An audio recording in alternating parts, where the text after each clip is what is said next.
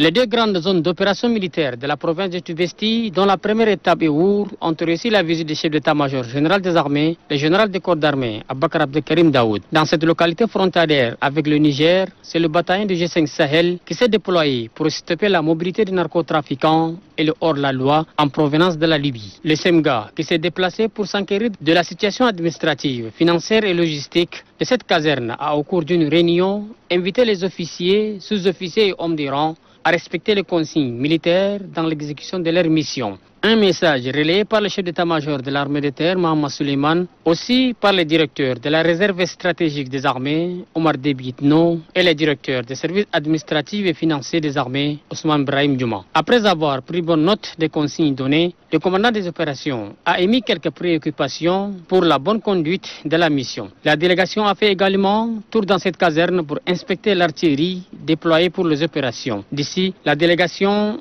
est allée visiter le commandement de la compagnie de la Légion 1 de la Gendarmerie nationale, construit sur fonds propres du commandant de la compagnie Sougui Mohamed Abdelkarim. Le cap est ensuite mis sur la deuxième grande zone d'opération de Tibesti, Kouribougdi, une zone envahie par les orpailleurs à la recherche de l'Eldorado. Dès son arrivée, le chef d'état-major général des armées a convoqué le commandant des opérations et son staff pour une mise au point. Après avoir écouté leurs doléances, le chef d'état-major général des armées a recommandé aux soldats de ne s'occuper que de leur mission et de ne pas s'intéresser à l'orpaillage. À Kouribougdi, les problèmes d'eau se posent avec acuité. Ainsi, le SEMGA et les membres de sa délégation ont promis d'y apporter des solutions idoines. De Kouribougdi, la délégation a pris le chemin de Bardaï, chef-lieu de la province de Tibesti, pour un débriefing avec le commandant de la zone de défense numéro 1. Pour le chef militaire de la zone, les consignes données par le SEMGA seront respectées dans toutes les zones d'opération placées sous sa responsabilité.